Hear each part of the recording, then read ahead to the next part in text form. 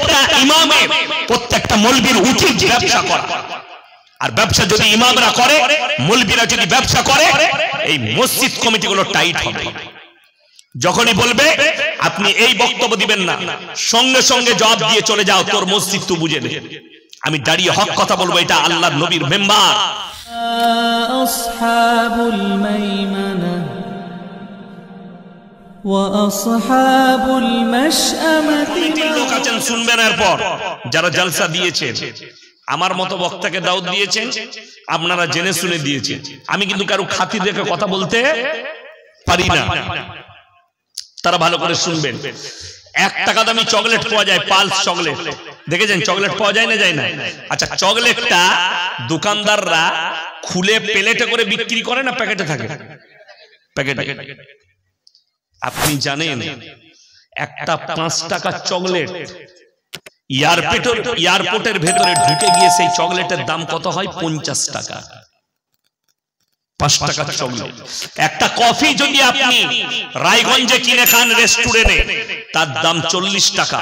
ওই কফিটা যখন আপনি খেতে যাবেন এয়ারপোর্টের ভেতরে 160 টাকা দাম আছে। কেন? খালি জায়গা বদল হওয়ার কারণে রেট বেড়ে গেল। জায়গা বদল, জায়গাটা রায়গঞ্জ বাজার, জায়গাটা এয়ারপোর্ট, যেখানে স্ট্যান্ডার্ড লোকরা উঠা বসা করে। চকলেট 1 টাকা, তার মূল্য বুঝেছেন যে চকলেটটা, যে মা বোনেরা বসে আছেন, আপনারা বসে আছেন, আমি ইয়াসিন যদি প্লেটে করে খুলে চকলেট বিক্রি করি, আপনি আমার চকলেট কিনবেন না। মৌলী সাহেব, আপনার চকলেটে ধুলো পড়েছে, মাছি বসেছে, আপনি এটাকে ঢেকে বিক্রি করলেন না। হাইরে মুসলমান, তুমি 1 টাকা চকলেটের মূল্য বুঝেছো, তোমার মায়ের মূল্য তুমি বুঝতে পারো না, তোমার বোনের ইজ্জত তুমি বুঝতে পারো না, তোমার বিটির ইজ্জত তুমি বুঝতে পারো না, তোমার দাদির ইজ্জত তুমি বুঝতে পারো না। আমার মতো মৌলবীকে দাওয়াত দিলে মহিলাদিকে এইভাবে বসাবেন না, উচিত তাদেরকে পুরো ঢেকে দেওয়া। নারী পুরুষ এইভাবে, এটাকে পর্দা বলে না, এটা বেপর্দা। যে বক্তা বলবে পর্দা নসিব মায়েরা বোনেরা, সে বক্তা পাপী হবে। বলতে হবে বেপর্দা মারা বোনেরা। যেহেতু আপনি বেপর্দায় বসিয়েছেন, পর্দা করে নয়। আমার মতো বক্তাকে দাওয়াত দিলে এই রকমই ভাষণ শুনতে হবে।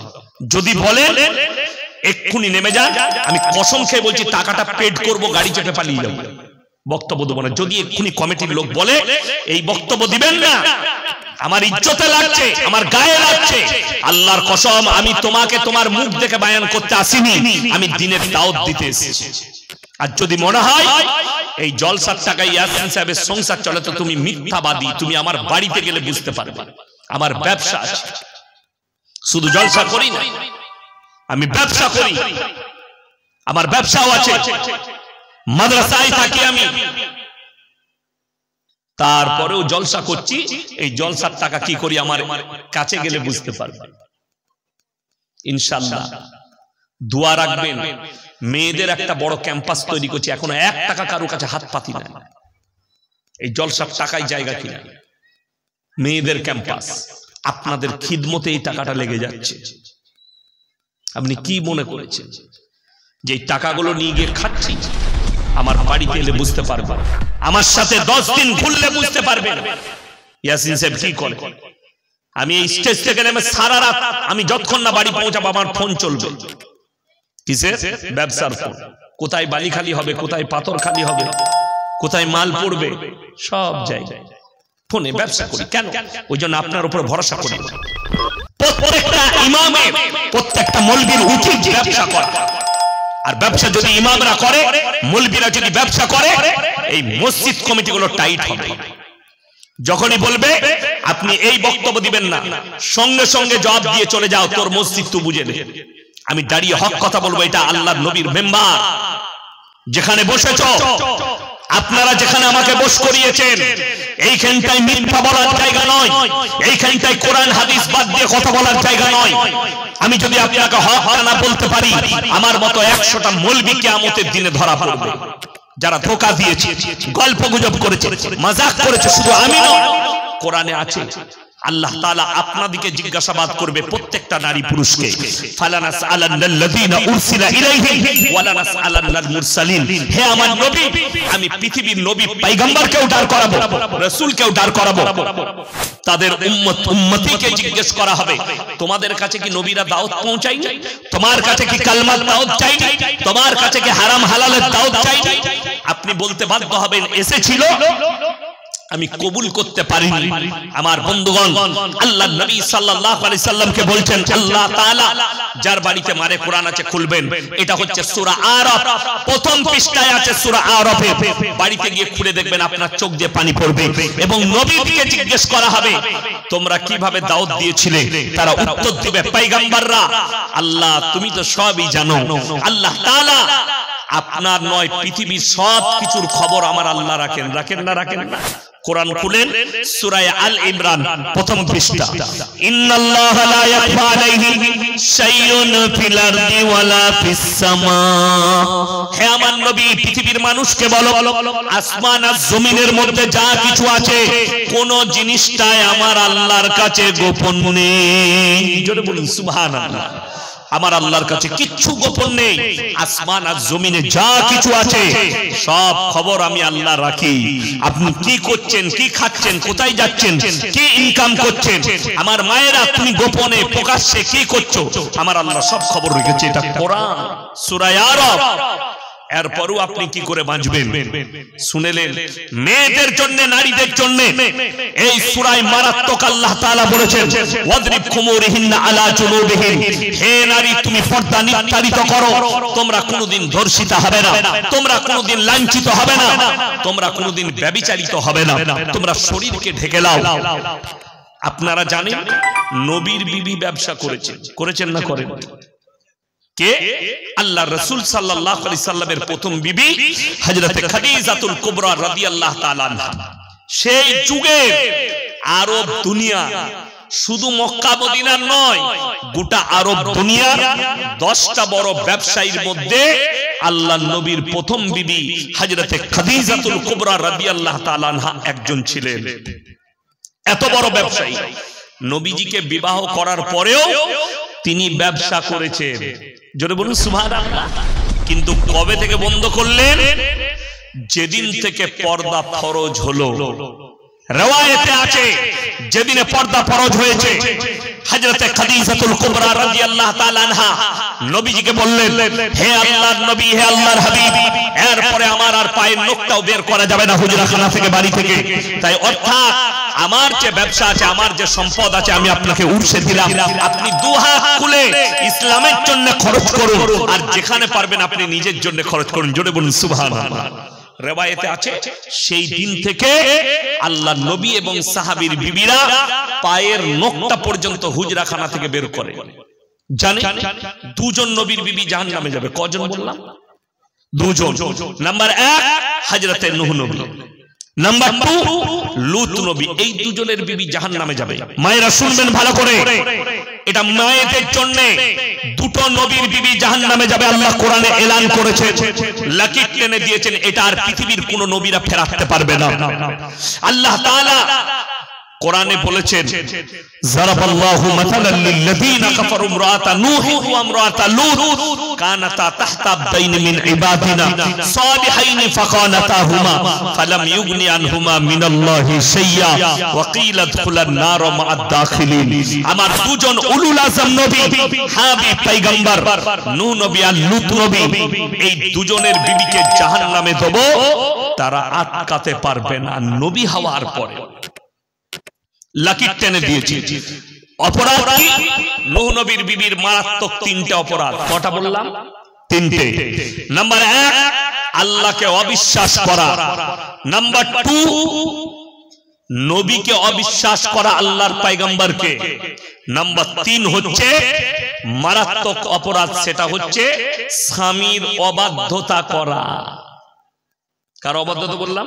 স্বামীর। মায়েরা ভালো করে শুনবেন, এই 3 নম্বরটার জন্য উম্মতে মুহাম্মাদিরা ফেসে যাবে। ক নম্বরটা বললাম? 3 নম্বর। আমাদের মায়েরা আল্লাহকে বিশ্বাস করে, তার রাসূলকেও বিশ্বাস করে, নামাজও পড়ে, কিন্তু 3 নম্বর অপরাধটা বেশিরভাগ মা লিপ্ত আছে। স্বামীর অবাধ্যতা করা। শুনেলেন মায়েদিকে বলছে, আমাদের মায়েদের একটা খারাপ গুণ, সেটা কি? প্রত্যেক দিন দুপুরে ভাত খাওয়া হয়ে গেল, পাড়ার 10টা মেয়ে কোন জায়গায় বসে গিয়ে এরপর গোটা দেশের খবর বলতে লাগলো। কিছু মেয়ে আছে স্বামী বাড়িতে ঘুমাক কিংবা কাজে গেছে, ও ভাত খেয়ে গোটা পাড়া ঘুরে বেড়ায়। ঠিক বললাম না ভুল বললাম? আর আমি বলে যাচ্ছি আল্লাহর কসম খেয়ে, রাসূল সাল্লাল্লাহু আলাইহি সাল্লাম বলেছেন, স্বামীর হুকুম ছাড়া তুমি পায়ের নখটা পর্যন্ত বাড়ি থেকে বের করতে পাবে না। তুমি যদি গ্রামে কারুর যদি বাপের বাড়ি হয়, তোমার মা যদি অসুস্থ হয়, স্বামী যদি কলকাতায় কাজ করে, দিল্লিতে কাজ করে, দুবাইয়ে কাজ করে, কাতারে কাজ করে, কুয়েতে থাকে, কেরালায় থাকে, তোমাকে আগে ফোন করে হুকুম নিতে হবে, আমার মায়ের শরীরটা খারাপ, আমি কি একবার দেখতে যাব? স্বামী যদি বলে পর্দার সহিত যাও, তুমি যাও, তবে দেখতে যাবে। আল্লাহর নবী সাল্লাল্লাহু আলাইহি সাল্লামের একজন সাহাবী, খুব ভালো করে শুনবেন, রিওয়ায়েতে আছে তিনি ইসলাম প্রচারের জন্য চলে গেছেন। কি প্রচারে বললাম? ইসলামের প্রচারে। তিনার স্ত্রী বাড়িতে আছেন, একটু দূরে পাশেই বাপের বাড়ি। তো তিনার মা, খবর এলো তোমার মা অসুস্থ। নবীজি সাল্লাল্লাহু আলাইহি সাল্লামের কাছে হুকুম পাঠালেন, অর্ডার, ইয়া রাসূলুল্লাহ, আমার মা অসুস্থ, আমার স্বামী ইসলামের প্রচারে গেছে, আমি কি আমার মাকে দেখতে যেতে পারি? নবীজি অর্ডার দিলেন, তোমার স্বামীর হুকুম ছাড়া তুমি বাড়ি থেকে বের হতে পারবে না। তিনি আর নিজের মাকে দেখতে গেলেন না। এরপরে খবর এলো কিছুদিন পরে তোমার মা মরণাপন্ন অবস্থায় আছে, অনেক অসুস্থ। নবীজির কাছে খবর পাঠালেন, ইয়া রাসূলুল্লাহ, আমার মা মারা যেতে পারে, আমি কি একবার দেখতে যেতে পারি আমার মায়ের মুখটা? নবী অর্ডার দিলেন, তোমার মা, তোমার স্বামী বাইরে আছে, তুমি তার হুকুম ছাড়া বাইরে যেতে পারো না। তিনি গেলেন না। রিওয়ায়েতে আছে কিছুদিন পরে খবর এলো তোমার মা ইন্তেকাল করেছে। আল্লাহ রাসূলের কাছে খবর পাঠালেন, ইয়া রাসূলুল্লাহ, আমার মা দুনিয়া ছেড়েছে, আমি কি আমার মায়ের শেষবারের মতো একবার মুখটা দেখতে পারি? নবীজি সাল্লাল্লাহু আলাইহি সাল্লাম এই শেষবারের মতো হুকুম দিলেন, তোমার স্বামী যখন নেই, তুমি যাও, একবার খালি তোমার মায়ের মুখটা দেখে নাও। জোরে বলি সুবহানাল্লাহ। এখন তো ফোনের যুগ না, ফোনের যুগ নয়। একটা লোক যে মাঠে ঘাটে, তার বইয়ের কাছেও একটা ফোন আছে। ঠিক বললাম না ভুল বললাম? আর আপনার কাছেও একটা আছে। প্রতি বাড়িতে দুটো করে ফোন। জানেন ভারতে কত লোক বললাম? 140 কোটি। কত ফোন আছে জানেন? আমরা বলি নাই, মোবাইল কোম্পানিরা সমীক্ষা করেছে, গোটা ভারতবর্ষে 250 কোটি মোবাইল ব্যবহার হয়। কত কোটি বললাম? 250 কোটি আছে, 140 কোটি মানুষ, আর মোবাইল ব্যবহার 250 কোটি, মানে এক একজনের কাছে দুটো করে ফোন। আমার একটা ফোন দেখছেন, কিন্তু সিম আছে দুটো।